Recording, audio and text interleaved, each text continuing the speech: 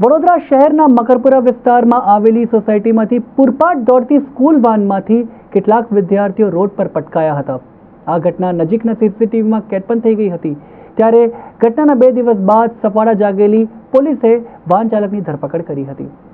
શહેરના મકરપુરા વિસ્તારમાં આવેલી સોસાયટીમાંથી પૂરપાટ દોડતી સ્કૂલ વાનમાંથી કેટલાક વિદ્યાર્થીઓ રોડ પર પટકાઈ ગયા, જેમાં 2 વિદ્યાર્થીનીઓને ઈજા પણ પહોંચી હતી.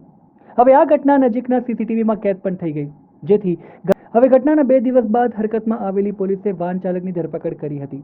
ગત 19મી જૂનના રોજ મકરપુરા વિસ્તારની તુલસીશ્યામ સોસાયટીમાંથી વિદ્યાર્થીઓને બેસાડીને વાન ચાલક પૂરપાટ પોતાનું વાહન હંકારી મૂકી હતી. આ દરમિયાન અચાનક વાનની પાછળના ભાગમાં વિદ્યાર્થીઓ નીચે પટકાવા લાગ્યા. આ ઘટનાના સીસીટીવી ફૂટેજ સોશિયલ મીડિયામાં વાયરલ થવા લાગ્યા.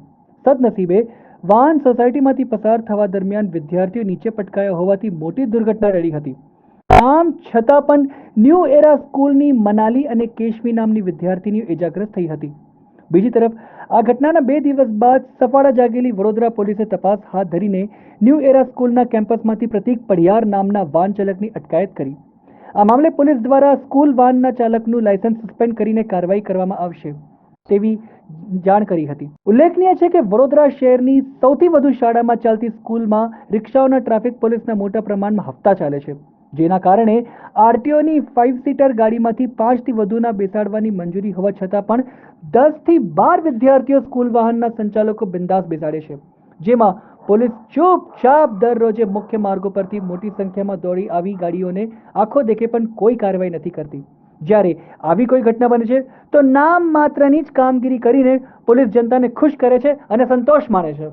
મહેશભાઈ રાયસિંગભાઈ પડિયાર 23 વર્ષની એની ઉંમર છે અને તરસાલી બુડાના મકાનમાં રહે છે. એ વ્યક્તિ આ રીતે સ્કૂલ વાન ચલાવે છે. એની પાસે લર્નિંગ લાયસન્સ છે, એની પાસે પાકું લાયસન્સ છે નહીં. અને ગાડીનો માલિક જે છે એ જોશી જિગ્નેશ કુમાર હરિપ્રસાદ મુનિયાશંકર, અને એ પણ સોમા તળાવ 4 રસ્તા વડોદરાના રહેવાસી છે.